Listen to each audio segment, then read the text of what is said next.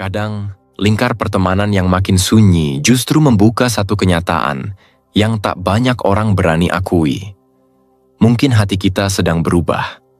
Bukan melemah, tapi menuntut sesuatu yang lebih jujur. Ada fase dalam hidup di mana jumlah teman tidak lagi mencerminkan kedalaman koneksi, di mana keheningan justru menyingkap siapa kita sebenarnya. Banyak orang mengira ketika teman makin sedikit, itu tanda ada yang salah. Namun seringkali itu hanya sinyal bahwa kita mulai memilih, bukan lagi sekadar mengikuti arus sosial yang bising. Dalam kehidupan modern, terutama di budaya kita yang sangat menekankan kebersamaan, rasa kurang teman mudah sekali disalahartikan sebagai kegagalan sosial. Kita takut dianggap berbeda, takut tampak tidak laku, takut terasing dari keramaian yang seolah menjadi standar keberhasilan. Padahal, sebagian besar dari kegelisahan itu lahir bukan karena kita benar-benar sendiri, melainkan karena kita mengukur diri dengan parameter yang tidak pernah kita tentukan sendiri. Pernahkah kamu berada di sebuah reuni, pesta kantor, atau acara komunitas, dikelilingi banyak orang, senyum bertukar, obrolan terdengar ramai, namun pulang dengan dada yang terasa kosong? Banyak wajah, sedikit kedekatan. Kita punya ratusan kontak, tapi hanya segelintir percakapan yang benar-benar berarti. Ini fenomena yang makin umum, terutama ketika kita memasuki usia dewasa. Pekerjaan menuntut lebih, waktu menyempit, prioritas berubah. Relasi yang ringan perlahan gugur, menyisakan hanya yang betul-betul bertahan. Filosofinya sederhana. Hidup memang bergerak seperti pohon. Semakin matang, ia tak lagi sibuk menumbuhkan cabang ke segala arah, tapi memperdalam akar. Dan ketika sebagian cabang dipangkas, bukan berarti pohonnya melemah. Justru ia sedang memperkuat diri. Begitu pula manusia. Kurang teman, seringkali bukan gejala kekurangan, melainkan tanda bahwa diri kita mulai terkonsolidasi. Memilih nilai, memilah energi, mengenali siapa yang sejalan, siapa yang tidak. Perspektif lama mungkin berkata, manusia itu makhluk sosial. Benar. Tapi menjadi makhluk sosial tak pernah berarti harus punya banyak teman. Makna terdalamnya adalah kemampuan untuk terhubung secara autentik, meski hanya dengan satu atau dua orang. Jumlah tidak pernah menjadi ukuran kualitas. Karena itu, jika belakangan kamu merasa lingkar sosialmu mengecil, mungkin ada alasan yang lebih halus bekerja di baliknya. Ada sifat yang memang membuat seseorang lebih memilih interaksi kecil, namun dalam, seperti introversi. Ada rasa malu sosial yang membuat kita menahan diri. Ada kepercayaan yang sulit dibangun ulang. Ada dinamika hidup yang memaksa kita bergerak, beradaptasi, merelakan. Ada kapasitas sosial yang berubah seiring perjalanan pribadi kita. Dan sebelum kita masuk ke penyebab-penyebab itu satu persatu, ada satu undangan sederhana. Lihatlah kondisi ini bukan sebagai hukuman, tetapi sebagai pesan. Sebuah momen untuk memahami diri sendiri sebelum memahami dunia. Sebuah kesempatan untuk bertanya, mengapa aku berada di fase ini? Apa yang berubah dalam diriku? Apa yang sebenarnya kubutuhkan? Tetap bersama saya sampai akhir, agar setiap lapisan maknanya tidak terlewat. Dan jangan lupa berlangganan agar kita bisa terus tumbuh bersama, berbagi perspektif yang jernih, tenang, dan membuka ruang bagi diri kita yang lebih matang. Mari kita mulai.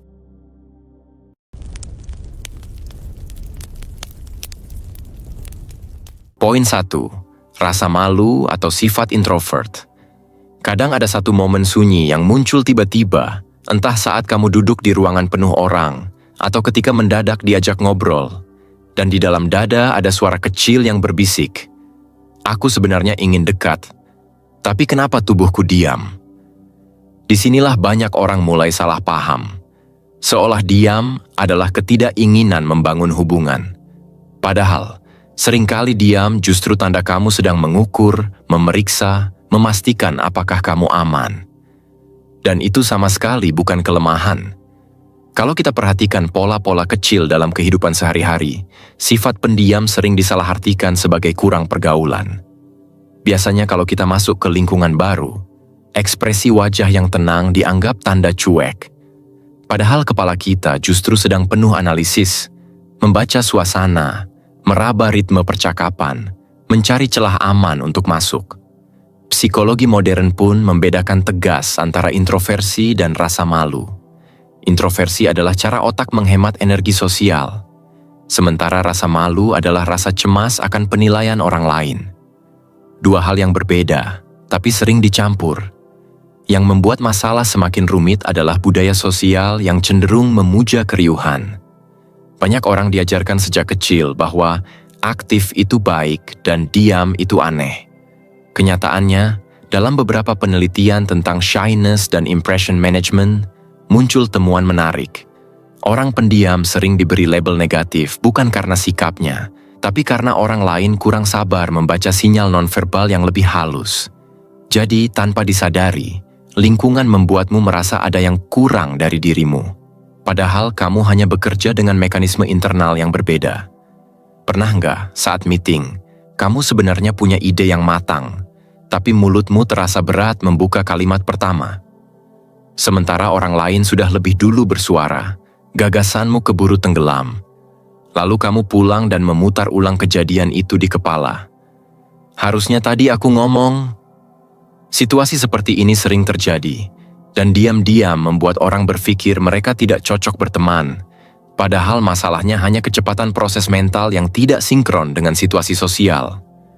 Ada pula kemungkinan perasaan lain yang sebenarnya tidak kamu akui. Misalnya, takut mengganggu orang lain, atau takut dianggap sok tahu. Ada juga ketakutan lebih dalam. Kalau bicara terlalu jujur, kamu bisa salah langkah, dan akhirnya malah memperburuk suasana. Emosi-emosi inilah yang diam-diam menahanmu untuk maju. Dan ketika terlalu sering ditahan, akhirnya kamu terlihat makin tertutup dari luar. Padahal kalau kita perhatikan lebih jeli, orang pendiam memiliki kepekaan yang justru tidak dimiliki banyak orang. Kebanyakan introvert punya kecenderungan memproses informasi sosial lebih detail. Itu sebabnya kamu bisa ingat ekspresi kecil seseorang, atau nada bicara yang berubah sedikit. Ada data psikologis yang menunjukkan bahwa introvert cenderung memiliki aktivitas lebih kuat pada area otak yang berhubungan dengan pemrosesan internal. Artinya, pikiranmu memang bergerak lebih dalam, bukan lebih lambat. Tapi kedalaman itu sering menimbulkan konsekuensi lain. Kamu butuh waktu lebih lama untuk menghangat. Sulit rasanya langsung akrab, apalagi di lingkungan yang energinya tinggi. Bukan karena tidak suka, melainkan karena tubuhmu butuh transisi. Ibarat api kecil yang stabil, kamu tidak menyala cepat, tapi ketika sudah nyaman, kamu hangat lebih lama. Jadi kalau kamu merasa kurang teman, bisa jadi bukan karena kamu tidak layak berteman, melainkan karena kamu terlalu cermat memilih.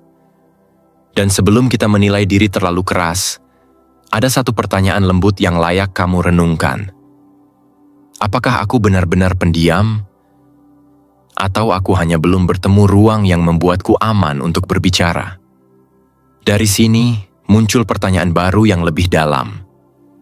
Jika diam bukan kelemahan, lalu apa yang membuat seseorang tetap sulit membuka diri? Mungkin jawabannya bukan pada sifat, tapi pada kepercayaan. Dan itu membawa kita ke poin berikutnya. Poin 2. Masalah kepercayaan. Kadang ada rasa yang sulit dijelaskan, semacam tarikan halus di dalam dada ketika ada orang baru mencoba mendekat kamu ingin terbuka. Tapi ada suara kecil yang mengingatkan, hati-hati, jangan ulangi luka yang sama. Di permukaan, orang lain mungkin melihatmu tenang, dewasa, bahkan tegar.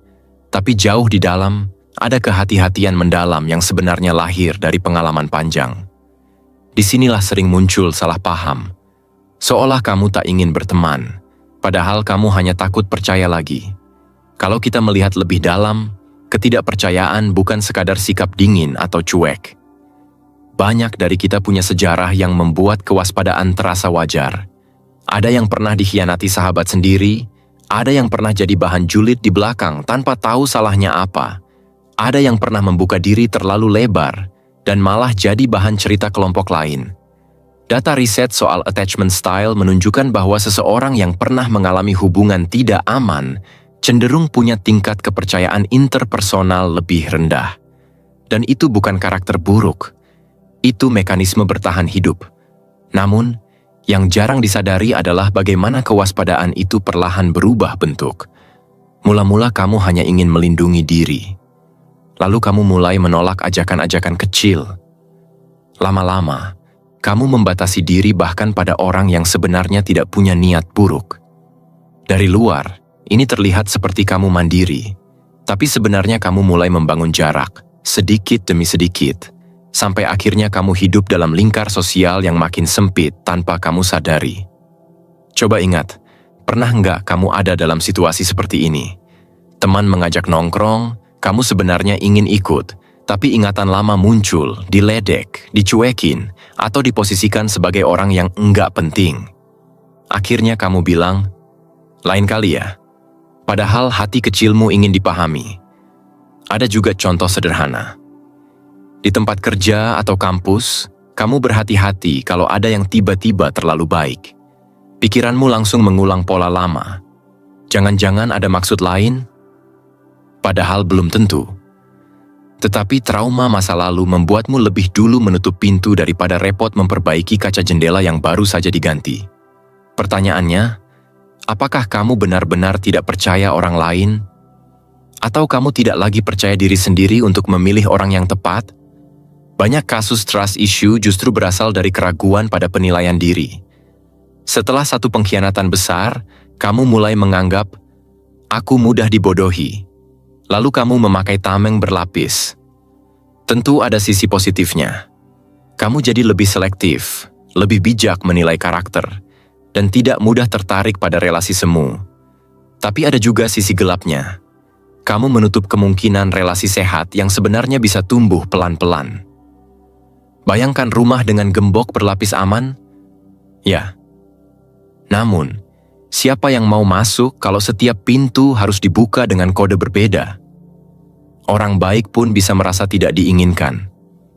Dan tanpa kamu sadari, kamu mulai merindukan kehangatan relasi yang dulu pernah kamu rasakan, tapi kini sulit kamu jangkau sendiri.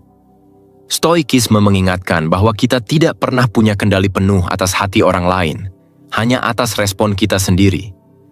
Kalau begitu, tugas kita bukan memaksakan kepercayaan, tapi membuka ruang kecil untuk mencoba lagi, perlahan, terukur, tanpa menuntut hasil. Kepercayaan bukan diberikan sekaligus, melainkan dibangun dari konsistensi kecil yang kita amati dari waktu ke waktu. Maka pertanyaannya kembali ke kamu. Apakah kewaspadaanmu selama ini benar-benar melindungimu, atau sebenarnya sedang mempersempit duniamu? Apakah rasa aman yang kamu jaga ini sepadan dengan kesepian yang semakin sering kamu rasakan? Dan ketika jawaban itu mulai terasa di tenggorokan, kita pelan-pelan menyadari bahwa masalah kepercayaan tidak berdiri sendiri. Ada faktor lain yang membuat ruang sosial kita makin sempit. Kesempatan. Dan itulah langkah berikutnya yang perlu kita bongkar bersama. Poin 3. Kurangnya kesempatan sosial. Coba kamu tarik napas sejenak dan lihat hidupmu dari kejauhan. Bukan untuk menilai diri, tapi untuk mengamati pola yang kadang luput dari perhatian. Bukankah ada masa ketika kamu merasa bukan tidak ingin berteman? Hanya saja tak ada ruang untuk benar-benar bertemu siapapun. Rasanya seperti ingin tumbuh, tetapi tanahnya terlalu keras. Kamu kuat, tapi tempatmu tidak memberi cukup cahaya. Menariknya, banyak orang mengira kurang teman, selalu berkaitan dengan kepribadian. Padahal, kalau ditelusuri, persoalannya sering lebih sederhana. Ruang sosial yang terlalu sempit. Ada riset yang mencatat bahwa sekitar 10% orang dewasa mengalami kesepian. Bukan karena tak mampu bersosialisasi, tapi karena ritme hidup modern membuat peluang bertemu orang baru. Semakin jarang urbanisasi, pekerjaan dengan jam panjang, perjalanan pulang pergi yang memakan energi. Semuanya pelan-pelan mengikis waktu sosial sampai kamu sadar bahwa hari-harimu hanya berputar antara rumah kerja rumah. Kamu pernah merasa begitu? Bangun pagi dengan mata berat, bekerja penuh tekanan, pulang malam sambil berpikir ingin istirahat saja. Lalu ketika akhir pekan datang, tubuhmu sudah terlalu lelah untuk bersosialisasi. Semua terasa masuk akal, tapi tanpa sadar, waktu yang seharusnya jadi jembatan relasi berubah menjadi ruang sunyi tanpa percakapan. Kadang masalahnya bukan hanya waktu. Ada lingkungan yang sudah punya circle tertutup sejak lama, dan kamu datang sebagai pendatang. Kamu hadir, tapi interaksi mereka sudah punya pola sendiri. Kamu ingin masuk, tapi bingung harus mulai dari mana. Ada rasa sungkan, takut dianggap memaksa, atau sekadar tidak punya jalur masuk yang jelas. Hal-hal seperti ini tidak jarang membuat seseorang tampak tidak punya teman, padahal ia hanya terjebak di lingkungan yang tidak menyediakan kesempatan untuk koneksi baru. Contohnya begini, bayangkan seseorang yang pindah kota untuk bekerja. Dulu ia punya banyak teman nongkrong dan kegiatan rutin. Setelah pindah, waktu habis untuk bekerja dan beradaptasi. Komunitas baru sudah solid, sementara dirinya masih mencari ritme. Akhirnya, ia lebih sering di rumah, bukan karena antisosial, tapi karena tidak tahu harus mulai dari mana. Di situ, rasa sepi mulai tumbuh perlahan. Atau kamu pernah di posisi ini, ikut sebuah komunitas, berharap bisa kenal teman baru, tapi setiap kali datang, rasanya seperti orang asing yang hadir di acara yang sudah punya sejarahnya sendiri. Kamu tidak salah, kamu hanya terlambat masuk dalam lingkar itu. Lingkungannya terlalu padat atau terlalu cepat untuk kamu ikuti. Fenomena ini juga terlihat dari data lain. 79% responden di sebuah studi menganggap interaksi spontan di ruang publik positif, tetapi interaksi semacam itu sangat jarang terjadi. Itu menunjukkan bahwa peluang bertemu orang baru makin menipis dalam kehidupan sehari-hari. Kita ingin terhubung, tapi ruang publik, jadwal hidup, dan ritme sosial tidak mendukung. Lalu muncul pertanyaannya, apakah ini berarti kita gagal secara sosial? Atau justru ini pertanda bahwa kita hidup dalam ekosistem yang kurang ramah bagi hubungan manusia?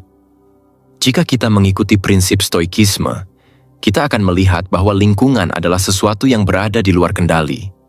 Tapi respons kita terhadapnya, itulah yang bisa kita kelola.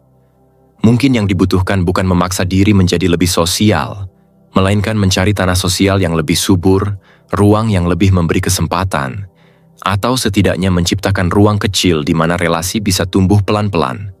Tapi di sini muncul tantangan berikutnya. Ketika kesempatan sosial sedikit, hanya mereka yang punya keterampilan sosial cukup fleksibel yang bisa memanfaatkan peluang kecil itu.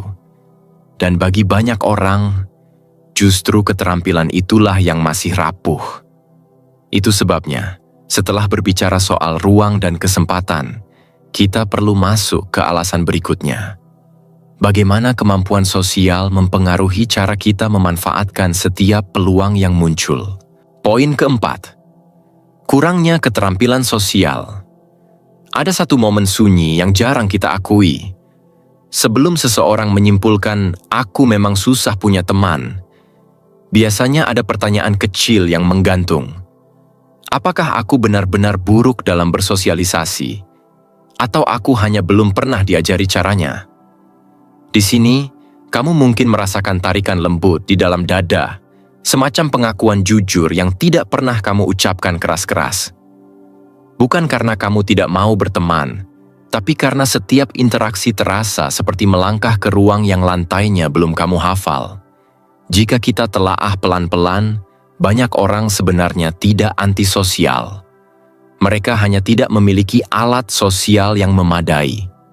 Data pelatihan komunikasi menunjukkan bahwa latihan sederhana, dari teknik membuka obrolan sampai membaca bahasa tubuh, ternyata signifikan meningkatkan kualitas relasi. Itu berarti tumpul, bukan berarti rusak. Hanya belum diasah. Seperti pisau dapur yang lama tergantung, ia masih bisa digunakan, tapi tidak efisien dan melelahkan. Banyak situasi kecil yang menggambarkan ini. Kamu masuk ke sebuah ruang, ingin menyapa, tapi suara dalam kepala bertanya, "Kalau aku ngomong, mereka bakal merasa terganggu nggak?" Lalu kamu memilih diam. Atau saat seseorang memberi pujian ringan, kamu membalas dengan senyum kaku karena bingung harus merespons apa. Bahkan saat teman membagikan cerita, kamu terlalu sibuk memikirkan, nanti aku jawab apa, sampai lupa mendengarkan. Tanpa disadari, dinamika semacam ini membuatmu dianggap pendiam. Padahal yang kamu butuhkan hanyalah latihan ritme sosial. Budaya tidak enakan, kecenderungan menghindari konflik, dan dominasi komunikasi digital membuat kemampuan sosial tatap muka semakin jarang terasah. Banyak yang tumbuh dalam lingkungan yang mendorong diam, bukan bertanya. Menghindar, bukan mengungkapkan. Menerima, bukan menegosiasi. Kombinasi ini menciptakan generasi yang pintar memahami layar, tapi gagap membaca ekspresi manusia. Bukan salah siapa-siapa, lebih pada cara hidup yang membuat kita kehilangan jam terbang sosial. Ada pula pola psikologis yang sering tidak disadari. Misalnya kecenderungan membaca sinyal secara berlebihan. Orang yang tertawa sambil melihat ponselnya kamu anggap menertawakanmu. Atau kamu merasa tidak diundang padahal tidak ada satupun yang mengucap begitu.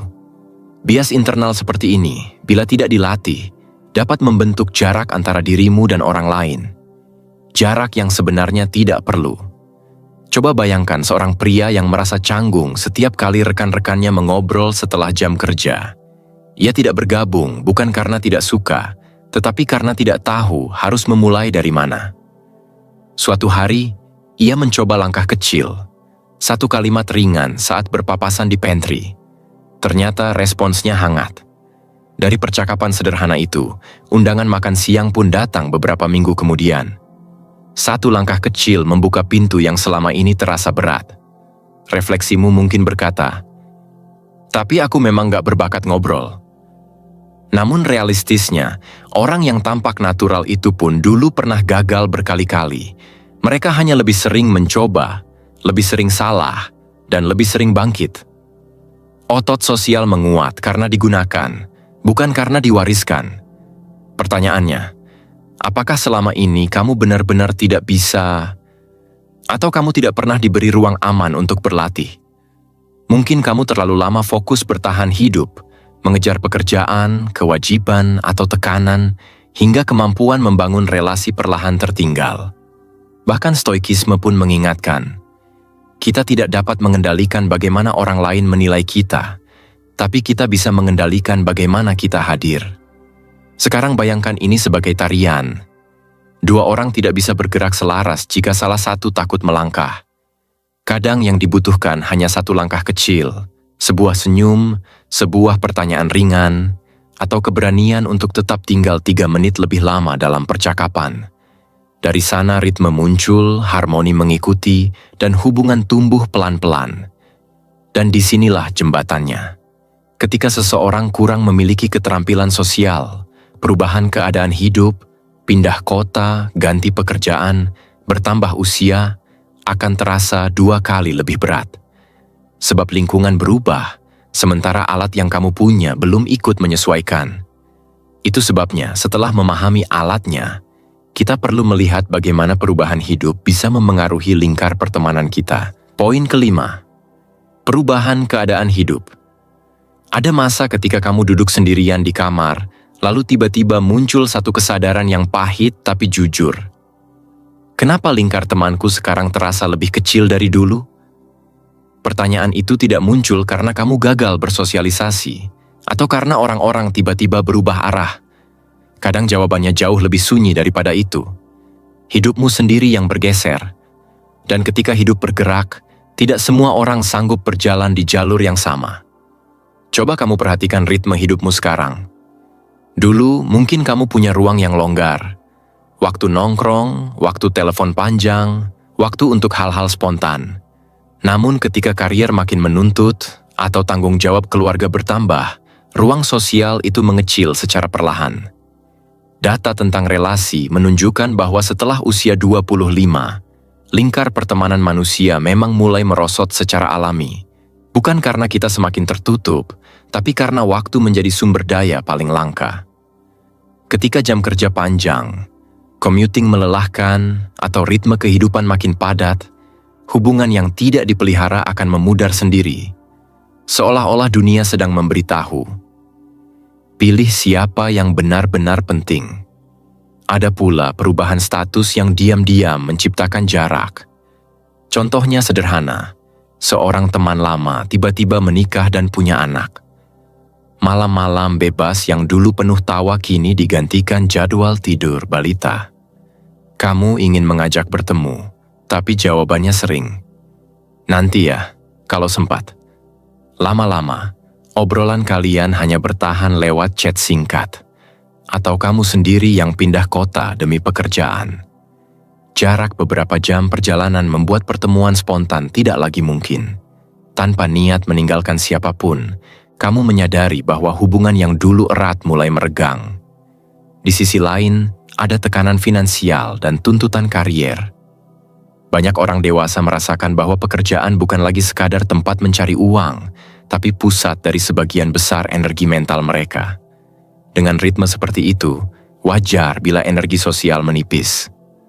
Teman lama yang masih punya banyak waktu mungkin heran, "Kok kamu susah diajak ketemu?" Padahal kamu hanya sedang menjalani fase hidup yang berbeda. Dan fase itu bukan sekadar cerita di permukaan. Ia membawa perubahan nilai, prioritas, dan cara pandang. Terkadang perubahan ini melahirkan rasa bersalah kecil. Kamu mungkin bertanya dalam diam, "Apa aku terlihat menjauh? Apa aku dianggap tidak peduli?" Tapi sebelum kamu menyalahkan diri, coba lihat dari sudut pandang lain. Ada penelitian yang menunjukkan bahwa relasi sosial manusia mengikuti pola investasi. Ketika seseorang memasuki peran baru, pekerjaan yang serius, keluarga, atau komitmen jangka panjang, investasinya pada beberapa hubungan lama berkurang. Bukan karena ia tidak sayang, tetapi kapasitas emosinya berpindah ke tanggung jawab baru. Dan ada sisi lain yang jarang dibahas. Perubahan hidup juga memunculkan rasa sepi. Kamu mungkin rindu masa-masa di mana kamu bisa tertawa tanpa batas, bercerita tanpa terburu waktu, atau pulang larut tanpa memikirkan esok hari. Namun kamu tahu, kamu tidak bisa kembali ke sana. Di titik ini, kamu sering bertanya, apakah aku sedang kehilangan teman atau sedang disaring oleh kehidupan? Pertanyaan itu saja sudah menunjukkan kedewasaan. Contohnya, seorang pekerja yang naik jabatan merasa hidupnya meningkat, tapi di saat yang sama lingkar sosialnya menyusut. Teman-temannya masih punya fleksibilitas waktu, sementara dia mulai hidup dalam jadwal yang terstruktur. Ia bukan menjauh, ia hanya berubah fase. Begitu pula seorang teman yang memilih fokus pada bisnis, atau seseorang yang sedang membangun rumah tangga, ritme hidupnya tidak lagi cocok dengan ritme lama.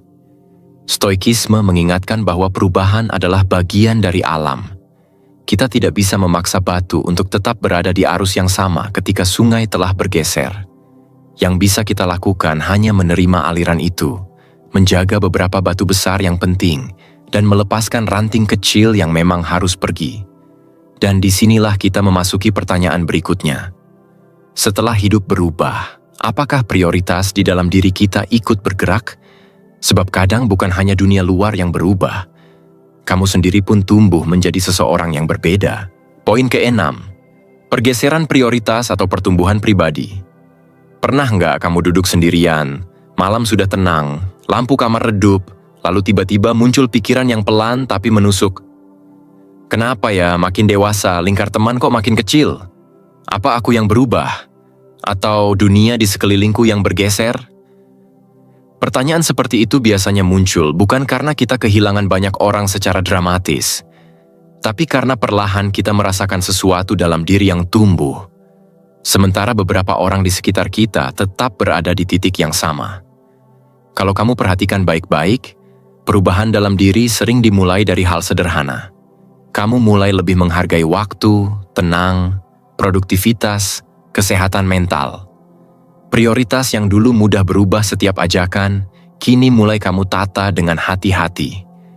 Itulah momen ketika lingkar sosial tidak lagi mengikuti otomatis. Banyak studi perkembangan dewasa menunjukkan bahwa memasuki usia 20-35, Jaringan pertemanan mengecil secara alami karena waktu, energi, dan tujuan hidup berubah. Bukan sekadar teori, tapi pola yang terlihat jelas pada banyak orang. Semakin seseorang memahami dirinya, semakin selektif ia memilih siapa yang ia izinkan masuk ke ruang emosinya. Cobalah mengingat satu contoh yang mungkin pernah kamu alami.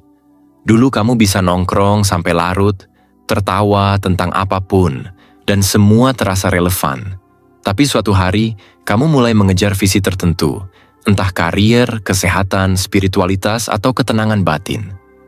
Lalu ketika kamu bertemu teman lama, kamu sadar obrolannya tidak lagi mengisi, malah membuatmu merasa harus menurunkan versi dirimu agar cocok. Sementara itu, mereka menganggapmu terlalu serius, sibuk, atau berubah. Kamu pun bingung, apakah aku sedang naik level, atau justru kehilangan diri? Tapi kalau kamu jujur, ada sedikit rasa lega ketika kamu menjaga jarak lega yang aneh, tenang tapi sepi. Fenomena seperti ini sangat umum. Homofili, kecenderungan manusia berkumpul dengan yang sejalan, membuat orang yang bertumbuh secara mental dan intelektual lebih nyaman dengan mereka yang punya energi mirip. Dan di sisi lain, social investment theory menjelaskan bahwa orang dewasa cenderung berinvestasi pada hubungan yang menunjang peran hidupnya. Kalau peranmu berubah, visi, standar, ritme, otomatis relasi yang tidak selaras akan memudar. Tapi jangan buru-burunya menyimpulkan bahwa kamu yang salah. Kadang hilangnya beberapa teman bukan masalah moral, tapi sekadar beda fase. Bayangkan naik tangga. Kamu ada di anak tangga berikutnya. Lebih tinggi, lebih tenang, lebih luas pandangannya. Teman yang siap naik akan ikut. Yang tidak ingin naik akan tetap di bawah. Jarak itu muncul bukan karena kamu sombong, tapi karena tangganya memang naik. Tentu ada sisi gelapnya, rasa bersalah, kesunyian yang elegan, dan pertanyaan dalam hati. Apakah aku berubah terlalu cepat? Tapi perubahan identitas memang bagian dari pertumbuhan. Kamu tidak bisa meminta semua orang memahami versi dirimu yang baru. Bahkan kamu sendiri pun kadang butuh waktu untuk mengenalinya. Namun ada juga kemungkinan lain. Bisa jadi kamu memang butuh ruang baru. Kamu mungkin lelah dengan rutinitas drama, obrolan kosong, atau ritme hidup lama yang tidak lagi cocok dengan kondisimu sekarang. Beberapa penonton sering takut disebut sok pintar, padahal sebenarnya mereka hanya menjaga kesehatan pikiran, dan tidak ada yang salah dengan itu. Sekarang anggap saja kita sedang diskusi ringan. Coba tanya ke dirimu, kehilangan beberapa teman ini membuatmu hancur, atau justru membuat ruang untuk orang yang lebih sejalan? Apakah kamu benar-benar kehilangan, atau sedang disaring kehidupan? Dari sini, masuk akal, kalau kita mulai bertanya lebih dalam. Kalau perubahan prioritas bisa menggerakkan relasi sebesar ini, bagaimana kesehatan mental ikut bermain di dalamnya? Sebab kadang bukan hanya hidup yang berubah, tetapi batin kita juga sedang berjuang menemukan arah. Poin ketujuh, kesehatan mental. Ada satu hal yang sering kita abaikan saat membahas kurang teman. Kondisi batin. Coba jujur sebentar.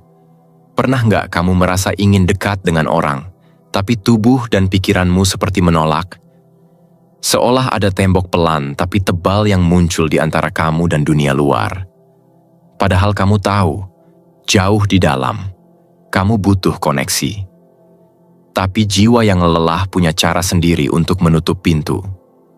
Banyak studi menunjukkan bahwa ketika seseorang mengalami kecemasan, depresi, atau burnout, kapasitas sosialnya menurun drastis.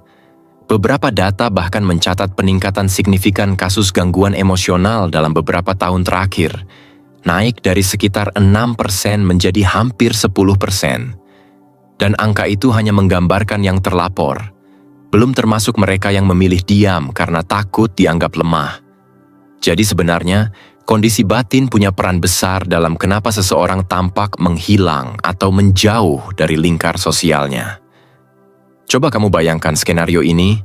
Ada seorang teman yang dulu aktif di grup, suka bercanda, selalu hadir kalau ada acara. Tapi sekarang, setiap notifikasi masuk justru membuat dadanya sesak. Ia tidak membalas bukan karena sombong, tapi karena merasa tidak punya sisa energi. Di kepalanya penuh, pekerjaan, tekanan hidup, kekhawatiran kecil yang menggulung jadi besar. Kalimat sederhana seperti, "Ayo ngopi," tiba-tiba terasa seperti tugas berat. Hatinya ingin dekat, tapi pikirannya menolak. Kamu pernah mengalami itu? Atau contoh lain? Seseorang yang terlihat mandiri, kuat, selalu menyelesaikan semuanya sendiri. Orang-orang memujinya karena tidak pernah mengeluh. Tapi di balik layar, ia merasa seperti ponsel dengan baterai 2%. Masih hidup, tapi tidak cukup kuat untuk mengangkat panggilan sosial apapun. Ia bukan tidak peduli, ia hanya sedang berjuang untuk tetap berdiri. Di titik itu, jarak sosial bukan pilihan, tapi mekanisme bertahan hidup. Secara psikologis, kecemasan sosial membuat seseorang takut salah bicara, takut dinilai, takut dianggap aneh. Depresi membuat obrolan ringan terasa melelahkan ruminasi, membuat mereka memilih diam daripada mengulang ribuan kemungkinan negatif di kepala. Ketika tubuh mencoba bertahan, relasi sosial jadi yang pertama dikorbankan. Dan sayangnya, banyak orang salah paham, mengira itu cuek, padahal itu luka. Fenomena ini makin diperkuat oleh gaya hidup modern. Tekanan ekonomi, tuntutan kerja, budaya harus kuat, dan pola asuh yang mengajarkan kita untuk tidak merepotkan orang lain membuat banyak orang kehilangan ruang aman untuk bercerita. Akhirnya mereka menarik diri perlahan, bukan karena tidak ingin teman, tapi karena merasa tidak layak, tidak kuat, atau tidak ingin menjadi beban. Ironisnya, orang-orang seperti ini sering tampak paling tenang di luar, tapi paling riuh di dalam. Mungkin saat kamu mendengar ini, ada bagian kecil dalam dirimu yang merasa relate, seperti ada suara lirih berkata, "Aku juga capek, tapi aku tidak tahu harus cerita ke siapa." Dan itu manusiawi. Banyak dari kita menjalani hidup sambil memaksakan diri tersenyum. Masalahnya, ketika kondisi mental seperti ini dibiarkan, lingkar sosial makin mengecil hingga akhirnya kamu merasa sendirian, meskipun banyak orang di sekitar. Di titik ini, pertanyaannya bukan lagi, "Kenapa aku kurang teman?" Tapi, "Bagaimana kondisi batinku sebenarnya?" Apakah kamu butuh istirahat sosial? Atau sebenarnya kamu sedang menghindar karena takut terluka lagi? Apakah jarak yang kamu buat adalah bentuk perawatan diri atau bentuk pelarian yang diam-diam membuatmu makin terisolasi? Coba tanyakan perlahan pada diri sendiri. Setelah menghindari interaksi, apakah kamu merasa tenang atau justru tambah kosong? Apakah kamu menolak ajakan teman karena ingin memulihkan energi? Atau karena diam-diam takut tidak cukup baik untuk hadir? Pertanyaan-pertanyaan semacam ini penting untuk membantu kamu memahami apa yang sebenarnya terjadi di dalam. Dan disinilah stoikisme memberi titik terang. Mereka mengajarkan bahwa keadaan jiwa menentukan cara kita melihat dunia. Jika pikiran kusut, relasi tampak melelahkan.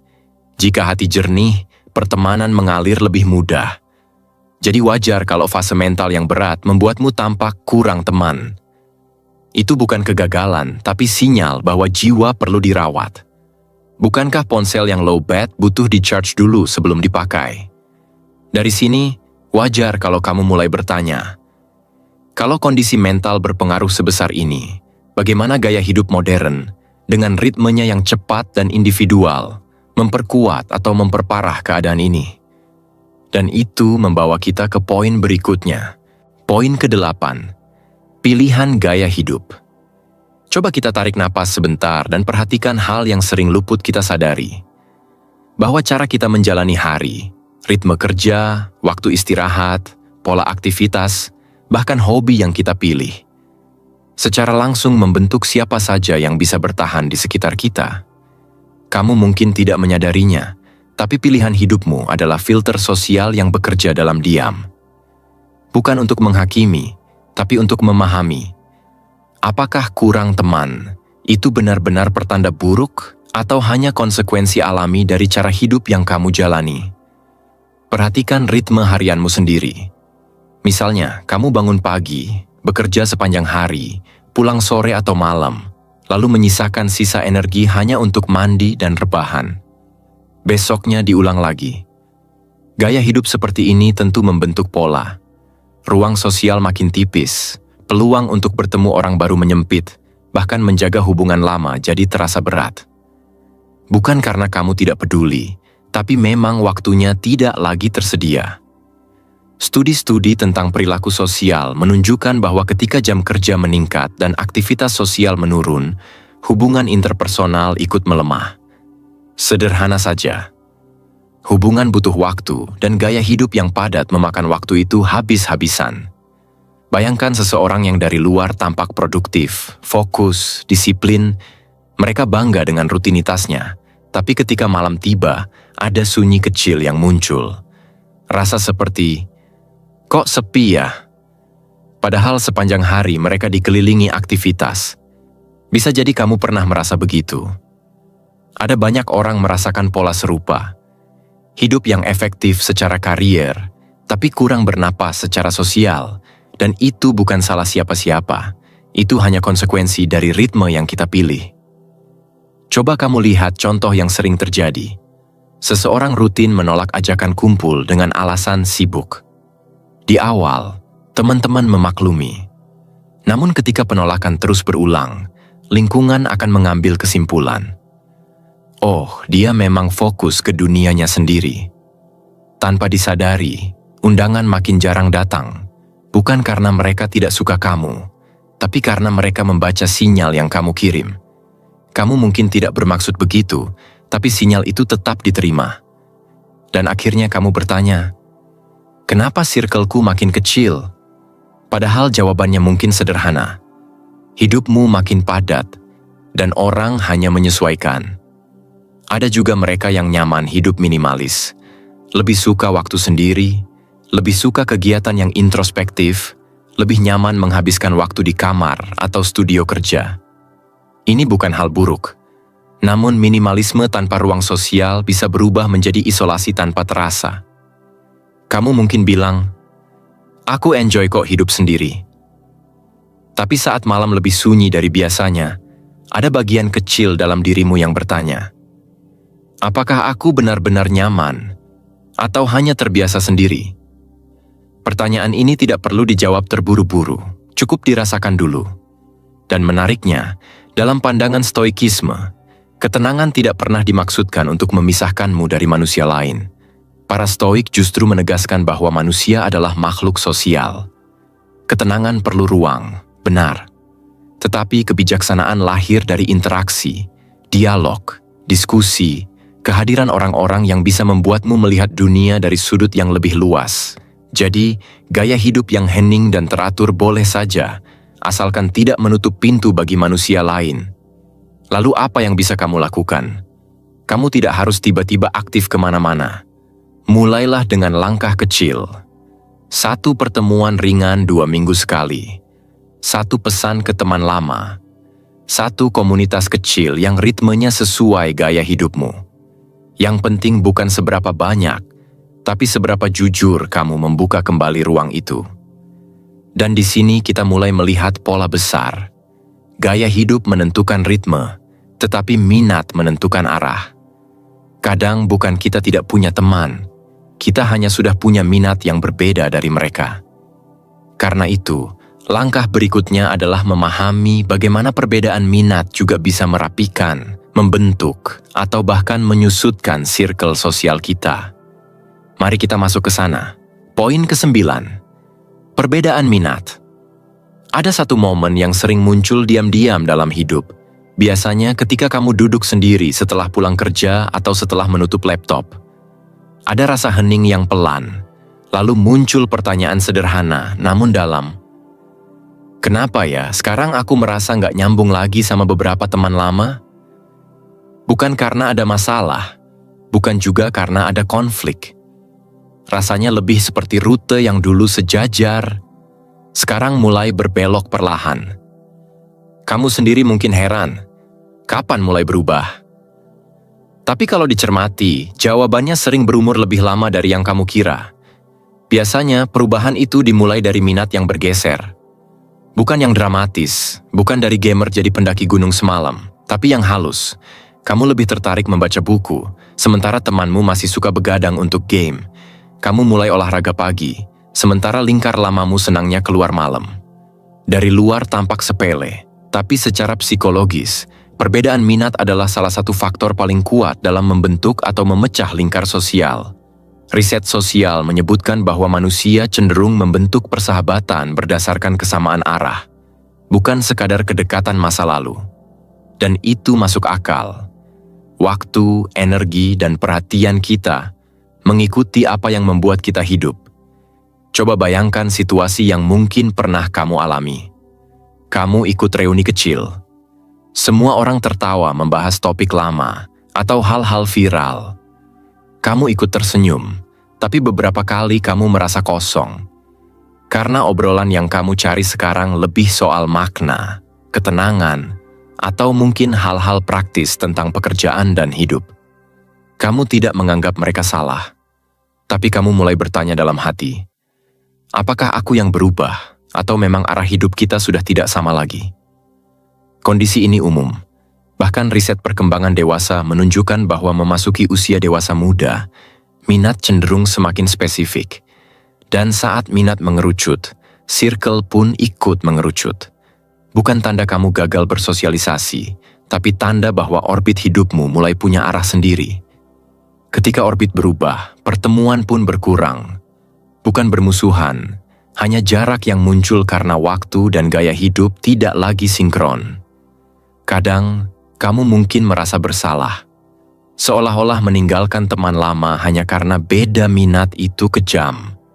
Tapi jika mau jujur, rasa bersalah itu muncul karena kamu menghargai mereka, bukan karena kamu salah langkah. Banyak orang mengalami fase ketika minat lama terasa tidak mewakili diri yang sekarang. Kamu mungkin tidak lagi cocok nongkrong hingga larut, bukan karena sombong, tapi karena ritmemu butuh ketenangan. Atau kamu tidak seintens dulu membahas hal-hal ringan, bukan karena merasa lebih baik, tapi karena fokusmu pindah. Ada juga sisi sebaliknya. Rasa takut dianggap berubah, padahal kamu hanya bergerak sesuai kebutuhan batinmu. Ini wajar, karena ketika minat berubah, sering muncul kekhawatiran. Apakah aku terlihat menjauh? Tapi justru perubahan inilah yang menuntunmu menemukan lingkungan baru yang lebih selaras. Komunitas, percakapan, orang-orang yang membuatmu merasa pulang. Sekarang, cobalah amati dirimu. Apakah kamu benar-benar kurang teman, atau sebenarnya teman lamamu berada di musim yang berbeda? Apakah kamu merasa kesepian, atau hanya belum bertemu orang yang berjalan ke arah yang sama? Kadang rasa kosong itu bukan tanda tidak ada teman, tapi tanda bahwa kamu sedang berada di antara dua babak. Satu babak lama yang mulai pudar, dan babak baru yang belum sepenuhnya terbuka. Jika kamu mau jujur pada diri sendiri, mungkin kamu sudah lama tahu. Minatmu berubah karena dirimu membesar, dan ketika jalanmu makin jelas, wajar kalau tidak semua orang ikut ke sana. Tapi bukankah itu justru menuntunmu ke pertanyaan yang lebih besar, bahwa selama ini, kurang teman bukan hanya soal kehilangan, tapi soal menemukan kembali siapa kamu sekarang, sebelum kamu memilih siapa yang akan berjalan di sampingmu selanjutnya. Dari sini, wajar kalau kita mulai menuju kesimpulan. Semua hal yang sudah dibahas, dari mental, ritme hidup, sampai pergeseran minat, saling terkait. Dan pada akhirnya, pertanyaannya bukan lagi, kenapa aku kurang teman? Tapi apa sebenarnya yang sedang dibentuk oleh hidupku? Kesimpulan, coba kamu dengarkan sebentar suara kecil yang muncul di sela-sela kesunyianmu. Suara yang sering kamu abaikan, tapi terus kembali ketika hari mulai tenang. Apa arti kurang teman dalam hidupku sekarang? Pertanyaan itu muncul bukan tanpa alasan. Setelah perjalanan panjang memahami rasa malu, kepercayaan yang rapuh, kesempatan sosial yang menipis, keterampilan yang belum terasah, perubahan keadaan hidup, prioritas yang bergeser, kondisi mental yang naik turun, pilihan gaya hidup yang menuntut, hingga minat yang berubah. Kini kamu tiba di satu titik di mana semuanya seperti menyatu dalam satu gambaran besar. Dan gambaran itu sederhana namun jujur. Kurang teman tidak selalu pertanda buruk. Kadang itu hanya cermin dari perubahan yang sedang terjadi dalam dirimu. Perubahan yang mungkin tidak kamu rencanakan, tapi terasa nyata dalam caramu berpikir, memilih, dan melangkah. Riset mengenai dinamika pertemanan dewasa menunjukkan bahwa ketika seseorang memasuki fase hidup baru, lingkar pertemanan cenderung menyusut secara alami. Angkanya cukup konsisten di berbagai studi. Saat memasuki usia dewasa, jumlah teman dekat berkurang, tapi kualitas relasi meningkat. Ini bukan teori abstrak. Ini perilaku manusia yang berulang dari generasi ke generasi. Namun seringkali, kita memandangnya dari sudut yang keliru. Kita mengira berkurangnya teman berarti ada yang salah dengan diri kita. Padahal, bisa jadi tidak ada yang salah. Kamu hanya sedang memindahkan energimu ke tempat yang lebih tepat. Dalam pandangan Stoik, manusia itu berubah selaras dengan nilai-nilai yang ia pelajari sepanjang jalan. Maka lingkar sosial pun mengikuti arah itu. Dan jika kamu perhatikan perjalananmu sendiri, bukankah memang begitu?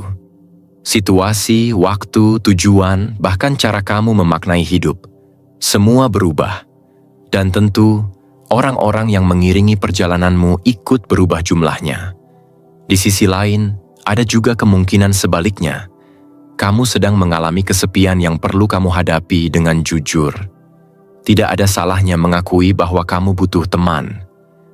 Tidak ada buruknya merasa kosong setelah hari panjang ketika tidak ada yang bisa benar-benar kamu ajak bicara. Rasa itu valid.